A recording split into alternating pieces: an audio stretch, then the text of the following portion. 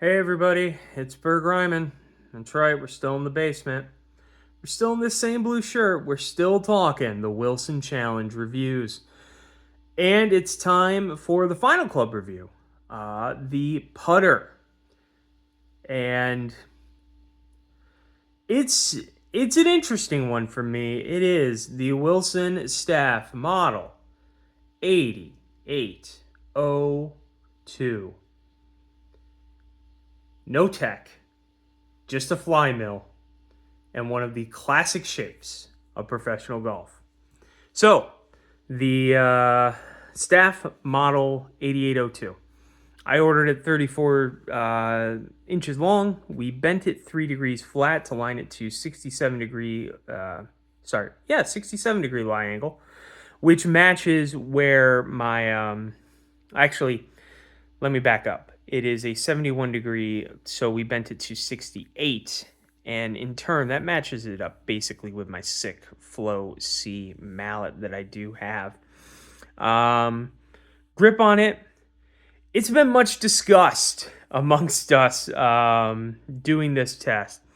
The grip they chose was the Lambkin deep etched grip in a pistol. A lot of people in this test basically said from the jump, man, I hate this grip, right? And I think it's because a lot of people in the test were coming from Super Strokes, some were coming from Labs, where you have the press model, and going back to kind of a simple pistol grip like the Lambkin is a difficult move. For me, I love the Lambkin Deep Etched. It actually was on my putter until this year in versions of it. So Pure Golf's pistol was on there. The Bettinardi Sync Fit grip was a consideration as well until I just bought the Lambkin Sync Fit, which is the exact same thing, just with the different material into it. And then for the last 2 years, I've used a blue deep etched on the Sick. I love the deep edge grip, and I think that it's great. It fits what I want a grip to feel like. But again, as everyone knows, grips are very preferential. Luckily, Wilson offers a wide amount of Super Stroke grips for an upcharge with the staff models, and obviously you can go pick whatever grip you like to put on there. But for me, the stock grip, not an issue.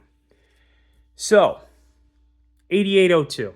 You know it, you love it. If you've been around in golf in any kind of circle, it is one of the historical models. It's up there with the Bullseye.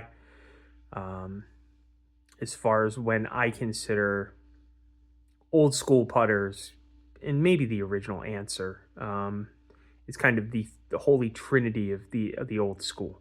I'm sure there are others like Big Stu and the like that have been Hickory people and other folks that would disagree with me, but the 8802 holds a very special place, I think, in a lot of golfers' hearts, and because of that, Wilson continues to release it. It is not a tech-driven putter, and I don't think that comes as a surprise to anyone. It is very difficult at times. It is a vibe check of a putter. If you are rolling it well, you roll the eyes out of it. If you are not rolling it well, you are going to have a tough time. For someone like me coming from a mallet with toe hang, 45 degrees for my Sick because it is a plumber's neck, and someone also coming from a very heavy putter, as that putter is 415 or 420 grams in head weight, coming to something as light and as tech-less as the 8802 should have been a recipe for disaster. But it's sticking around. I don't think it's going in the bag, but I do see a use for this 8802. One, I think on quick greens, going to something like this is going to be a potential option. It is probably not an option I will explore that often because the greens at the courses I play in central New York aren't glass-like. They aren't normally fast. Sometimes they are, but I can normally get around with my Sick well enough. But where I do think there is value in this 8802 for me is in the off season, right? I think that using it as kind of a stroke trainer and a training aid for center contact and for sweet spot contact is something that is going to help me.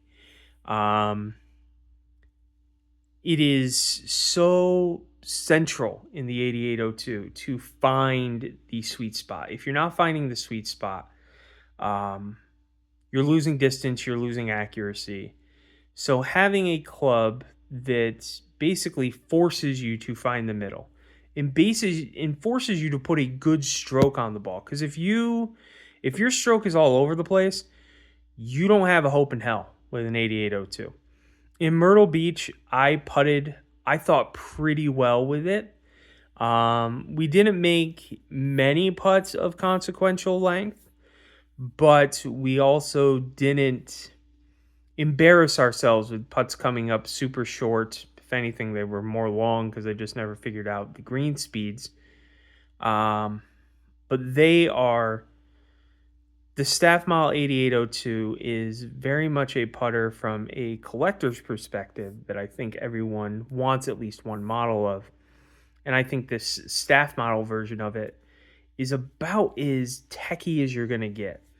The milling is nice. It does create a nice little pop off the face. Obviously, for a lot of this test, I was using the Staff Model X golf ball, which is a firmer golf ball. When I did switch over to the Vice Pro Air on the last day of the trip, it felt nice off the face. It didn't feel dead in any type of way like a softer ball would.